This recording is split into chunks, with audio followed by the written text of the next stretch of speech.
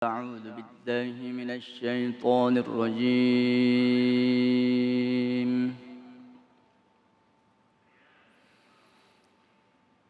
بسم الله الرحمن الرحيم.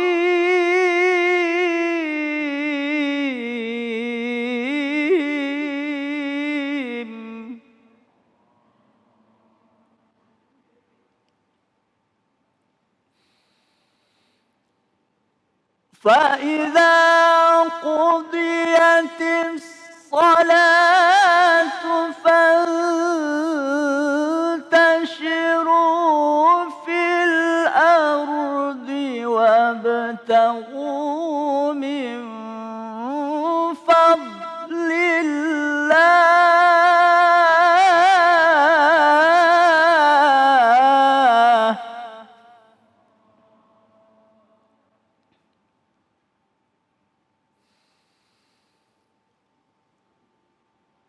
وابتغوا من فضل الله واذكروا الله كثيرا لعلكم تفلحون.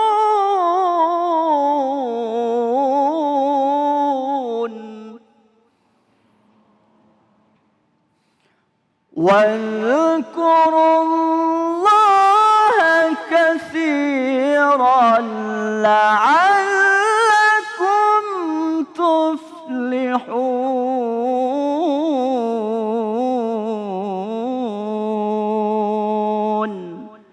صدق الله العلي العظيم.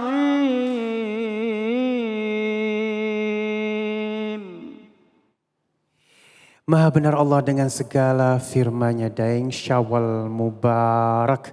Allahumma salli ala Sayyidina Muhammad. Masya Allah Bu, Pak. Enak kan ngajinya? Enak ya? Dari tadi Daeng Syawal ngaji saya sholawatin terus. Biar apa? Biar anak kita ngajinya kayak Daeng. Amin ya Rabbal Alamin. Masya Allah ya. Dan baik. Alhamdulillahirrahmanirrahim, kita akan masuk ke dalam tema kita yang selanjutnya. Allah selalu mendorong manusia untuk bergerak. Bersama guru kita yang dimuliakan Allah Subhanahu wa taala, Kiai Haji Fikri Haikal MZ. Allahumma shalli ala Sayyidina Muhammad.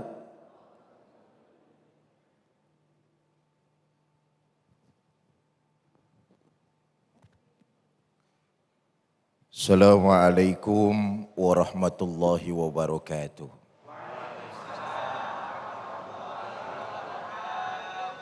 Alhamdulillah, salatu wassalamu ala rasulillah Sayyidina Muhammad ibn Abdillah wa ala alihi wa sahbihi wa mawalah, amma ba'du. Yang mulia para ulama, para kiai, para habaib, wabil khusus guru kita Habib Nabil Al-Musawwa mata'anallah bituli hayatih. Bapak ibu saudara-saudara, para pemirsa yang saya cintai. Muslim sejati adalah mereka orang-orang yang punya semangat kerja yang tinggi. Ia menghargai pekerjaan sebagai sebuah kewajiban, serta turut membangun dan mensejahterakan satu masyarakat. Islam sangat menganjurkan pemeluknya untuk giat bekerja, sebab ada ibadah yang hanya bisa dikerjakan dengan kekuatan harta. Sedekah pakai duit. Walaupun Nabi mengajarkan sedekah enggak kudu pakai harta, enggak perlu pakai uang saja. Kata Nabi, wa tabasumuka fi wajhi akhika laka shadaqah. Senyum kamu kepada teman itu juga termasuk sedekah tuh. Jadi besok kalau mau sedekah kagak punya duit, nyengir aja, banyakin nyengir deh. Menafkahi keluarga itu kekuatan harta tuh. Dengan apa? Dengan uang. Ada ibadah yang hanya bisa dikerjakan dengan kekuatan harta. Menafkahi keluarga. Dari mana uangnya? Tentu dari cara bekerja yang baik. Menghasilkan harta yang halal. Uang tersebut digunakan untuk ibadah menafkahi keluarga. Ada satu kaidah fikih yang menyebutkan begini. Mala yatimul wajib illa bihi fahuwal wajib. Satu unsur yang mengarah kepada yang wajib, maka unsur tersebut terkena hukum wajib juga. Menafkahkan keluarga merupakan sebuah kewajiban. Maka unsur menafkahkan keluarga dengan cara bekerja. Bekerja jadi terkena hukum wajib juga. Islam jelas bukan agamanya orang pemalas. Kenapa? Bermalas-malasan akan menambah jumlah pengangguran dan pengangguran mendekatkan kepada kekufuran. Ayatnya sudah jelas dibacakan oleh qori kita tadi. Fa iza qudiyatis shalah, kalau salat sudah didirikan, kalau salat sudah ditegakkan, kalau salat sudah dikerjakan, fantasiru fil ardi, bertebaranlah di muka bumi, sing-singkan lengan baju, cari karunia Allah Tuhanmu. Ini ayatnya jelas nih. Maka bekerja bagi umat Islam hukumnya wajib. Bertebaranlah di muka bumi, cari karunia Allah Tuhanmu. Maka umat Islam gak boleh malas-malasan, gak punya semangat dalam bekerja. Justru umat Islam dengan ayat ini Allah memerintahkan harus punya sifat optimis. Harus punya semangat menatap hari, menjemput masa depan, menggapai kesuksesan dengan usaha, dengan bekerja, dengan ikhtiar. Bukan malah putus semangat, pesimis. Rezeki kan dari Tuhan, nggak usah kerja dah. Ntar juga kalau emang rezeki ada. Ini pesimis nih. Sama kayak jodoh. Jodoh mah nggak usah dicari. Ntar juga kalau udah waktunya datang sendiri. Datang nenek-nenek kali.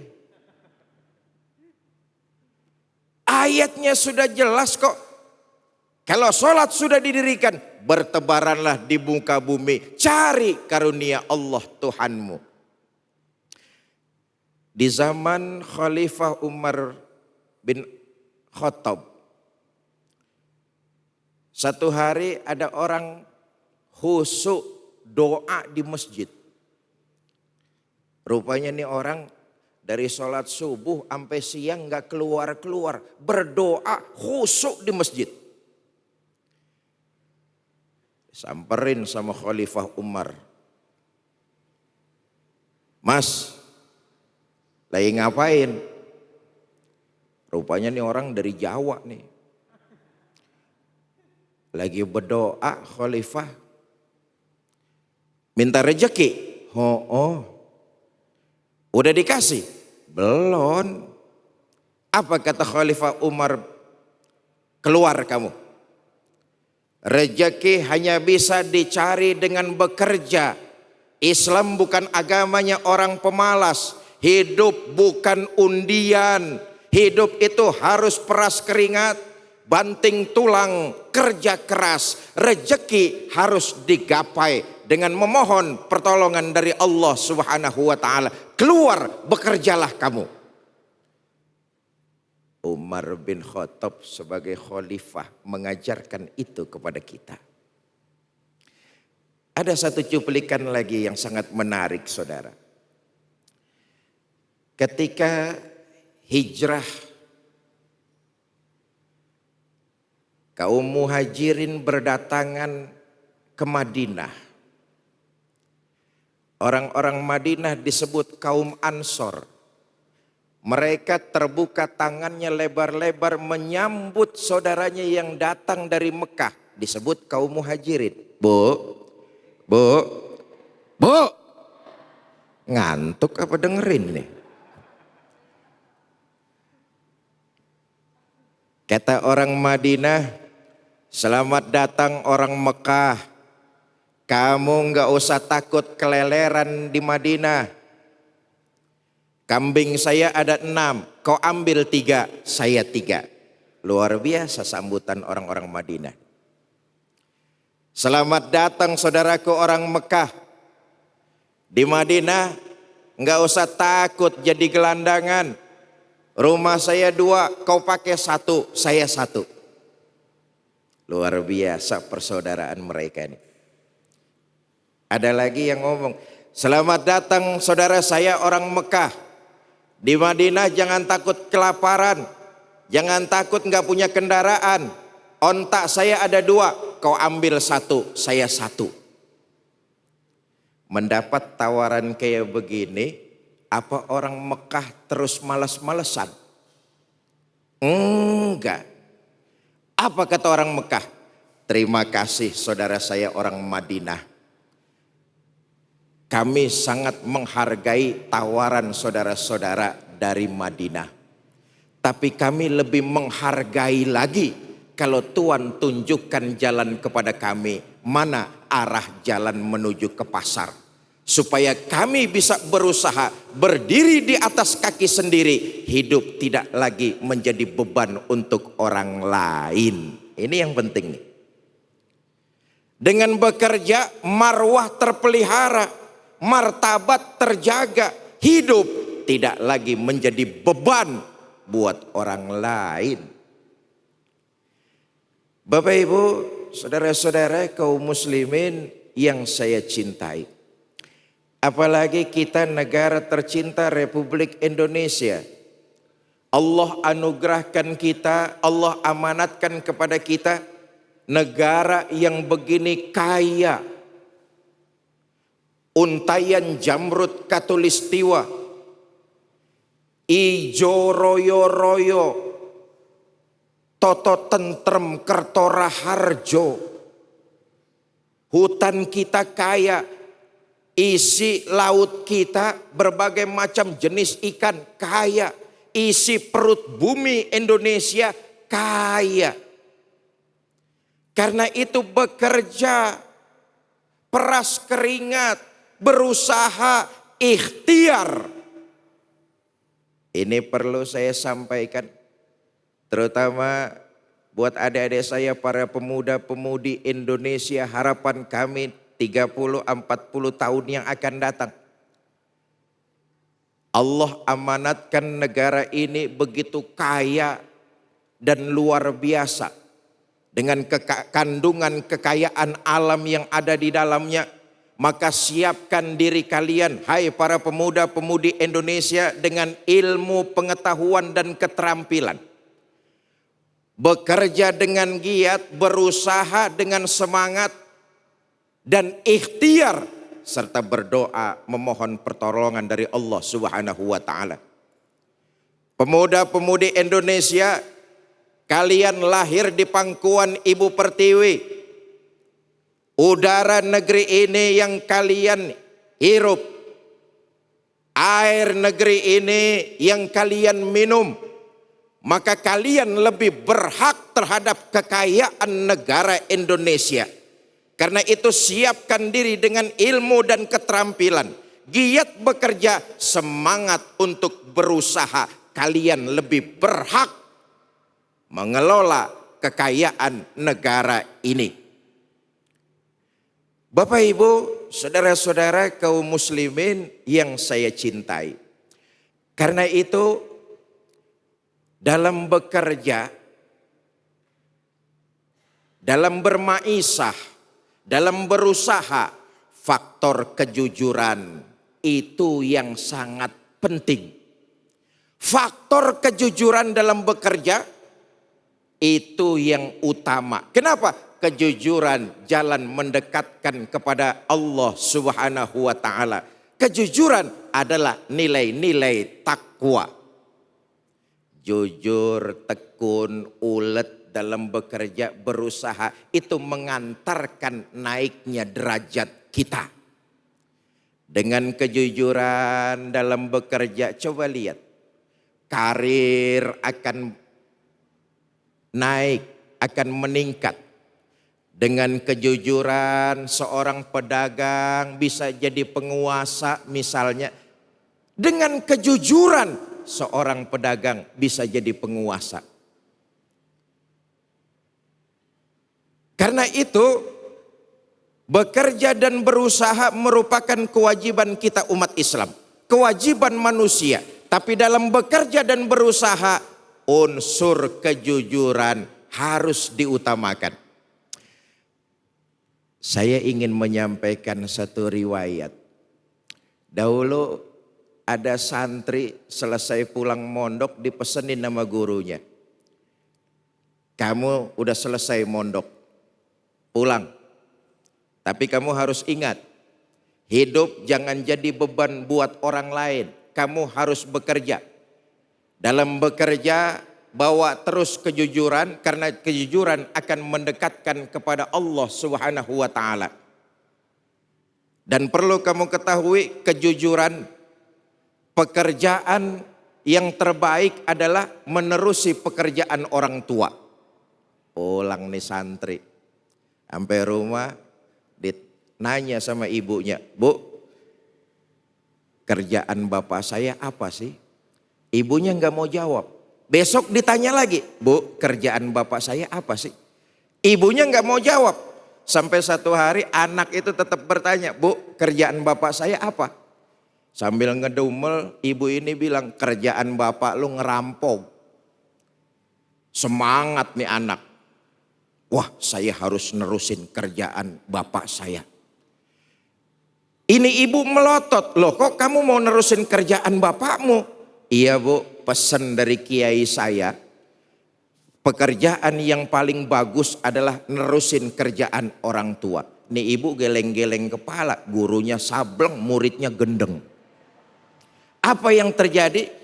Saudara, ini santri ketika ingin mencuri, dia lihat sebelah rumahnya, rupanya rumah tetangganya. Mencuri rumah tetangga bukan pekerjaan takwa. Cari objek lagi. Dia lihat ada rumah, tapi begitu dia ingat rumah itu rumah orang anak yatim. Mencuri harta yatim bukan pekerjaan takwa. Sampai dia lihat rumah yang besar, gedung mewah, dia masuk ke dalam. Dia lihat peralatannya canggih-canggih, mewah. Dia hitung nisabnya.